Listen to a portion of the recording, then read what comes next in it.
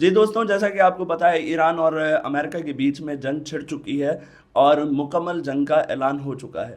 آج صبح امریکہ اور اسرائیل نے مل کے تہران کے اوپر ایئر اسٹرائکس کی، جس میں ایک ایلیمنٹری اسکول تھا، گرلز اسکول، جس کے اندر 40 بچے شہید ہو چکے ہیں رپورٹس کے مطابق۔ اور اس کے ری ایکشن میں ایران نے 7 امریکن بیسز کے اوپر حملہ کیا ہے۔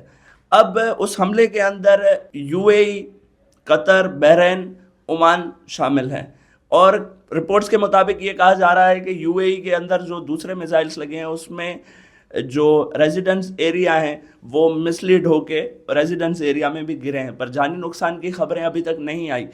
اور اب دیکھنا ہمیں یہ ہے کہ جو ان خلیجی ممالک کے ساتھ امریکہ کا پیکٹ ہے کہ ہم آپ کا ڈیفنس کریں گے، آپ مجھے بتائیں کہ ان خلیجی ممالک کی تو ایران کے ساتھ دشمنی نہیں تھی، اور یہ دشمنی ان کی امریکہ کے ساتھ تھی۔ تو امریکہ جو ان کے دفاع کا ذمہ دار ہے، وہ آج ان کا دفاع کرنے میں مکمل طور پہ ناکام ہو چکا ہے، یہ ہمیں واضح طور پہ نظر آ رہا ہے۔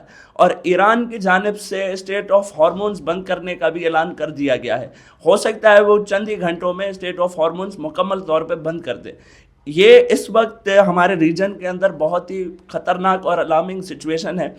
جیسا کہ آپ کو پتہ ہے پاک افغان وار چل رہی ہے، جس میں ہم نے تقریباً 30 اسکوائر کلومیٹر کا ایریا افغانستان کا پاکستان کے اندر لے لیا ہے۔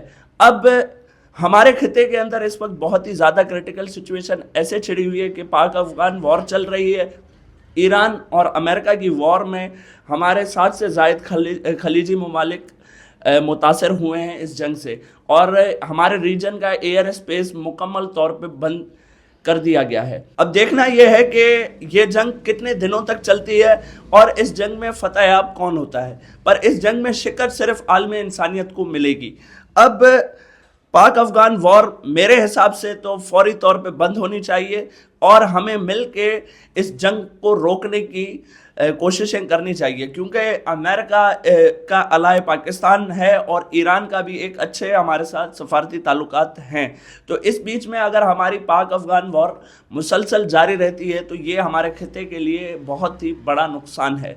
تو اب جو بھی مزید اس جنگ سے ریلیٹڈ خبریں آتی ہیں وہ ہم آپ کو اس کینڈیڈ شو کے ذریعے اپڈیٹ کرتے رہیں گے۔